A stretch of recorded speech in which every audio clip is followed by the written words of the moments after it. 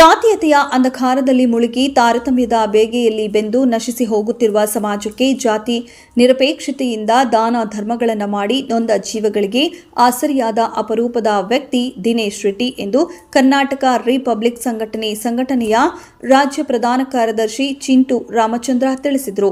ಪಟ್ಟಣದ ಅಂಬೇಡ್ಕರ್ ಭವನದಲ್ಲಿ ದಿನೇಶ್ ರೆಡ್ಡಿ ಅವರ ಸನ್ಮಾನ ಕಾರ್ಯಕ್ರಮದಲ್ಲಿ ಭಾಗವಹಿಸಿ ಮಾತನಾಡಿದ, ಸೇವೆ ತೋರ್ಪಡಿಕೆ ಆಗಬಾರದು, ಅದು ಪ್ರತಿಯೊಬ್ಬರ ಜವಾಬ್ದಾರಿಯ ಸಂಕೇತವಾಗಬೇಕು ಎಂದು ತತ್ವ ಆದರ್ಶಗಳನ್ನು ತನ್ನ ಜೀವನದಲ್ಲಿ ರೂಢಿಸಿಕೊಂಡ ದಿನೇಶ್ ರೆಡ್ಡಿ ಅವರು ಎಲೆಮರೆಯ ಕಾಯಿಯಂತೆ ನಿರಂತರವಾಗಿ ದೀನದಲಿತ ಬಡ ಸಮುದಾಯದ ವಿದ್ಯಾರ್ಥಿಗಳಿಗೆ ಸಹಾಯ ಹಸ್ತ ಮತ್ತು ಅನಾರೋಗ್ಯದಿಂದ ಬಳಲುವವರಿಗೆ ಆರೋಗ್ಯ ವೆಚ್ಚ ಭರಿಸುವ ಪ್ರವೃತ್ತಿ ಬೆಳೆಸಿಕೊಂಡಿದ್ದಾರೆ. ಅವರ ಈ ಸೇವೆ ಕಾರ್ಯವನ್ನು ಗುರುತಿಸಿ ನಮ್ಮ ಸಂಘಟನೆ ವತಿಯಿಂದ ಸನ್ಮಾನಿಸಲಾಗುತ್ತೆ ಎಂದರು. ಇನ್ನು ಈ ಸಂದರ್ಭದಲ್ಲಿ ರಾಜ್ಯ ಪ್ರಧಾನ ಕಾರ್ಯದರ್ಶಿ ಚಿಕ್ಕನಾರಾಯಣ, ಜಿಲ್ಲಾಧ್ಯಕ್ಷ ಅಮರೇಶ್, ವೆಂಕಟೇಶ್, ಜೈ ಭಾರತ್ ಜಾಗೃತಿ ವೇದಿಕೆ ರಾಜ್ಯಾಧ್ಯಕ್ಷ ಶಿವಕುಮಾರ್ ಇತರರು ಉಪಸ್ಥಿತರಿದ್ದರು.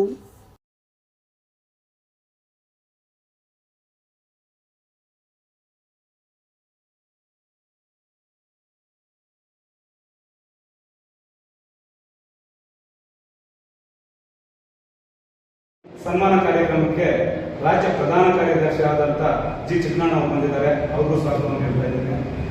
ಅದೇ ರೀತಿಯಾಗಿ ಕೋಲಾರ ಜಿಲ್ಲಾಧ್ಯಕ್ಷರಾದಂಥ ಬಿ ಅಮರೇಶ್ ಅವರು ಆಗಮಿಸಿದ್ದಾರೆ. ಅವ್ರಿಗೂ ಸ್ವಾಗತವನ್ನು ಹೇಳ್ತಾ ಇದ್ದೇನೆ. ಅದೇ ರೀತಿಯಾಗಿ ನನ್ನ ಮಿತ್ರರಾದಂಥ ಪತ್ರಕರ್ತರ ಮಾಧ್ಯಮದವರು ಬಂದಿದ್ದಾರೆ. ಅವ್ರಿಗೂ ಸ್ವಾಗತವನ್ನು ಹೇಳ್ತಾ ನನ್ನ ಮಾತುಗಳನ್ನು ಮುಗಿಸ್ತಾ ಇದ್ದೇನೆ.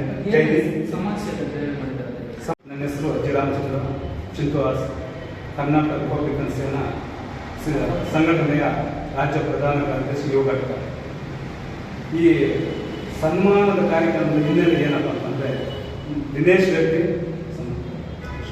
ಕೃಷ್ಣ ರೆಡ್ಡಿ, ಕಮ್ಮಲಪಲ್ಲಿ ಗ್ರಾಮ, ರಾಮಸಾಗರ ಗ್ರಾಮ ಪಂಚಾಯತ್ ವ್ಯಾಪ್ತಿಗೆ ಸೇರಿದಂಥವರು.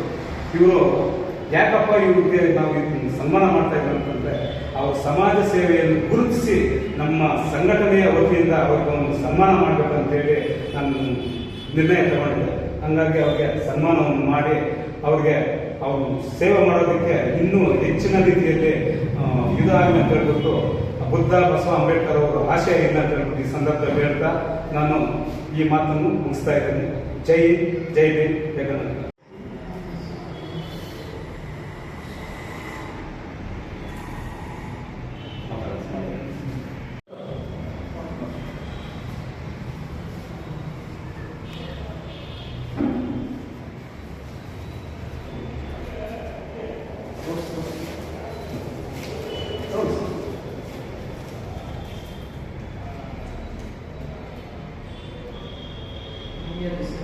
ಹಂಗೆ ಒಂದು ನಿಮಿಷ.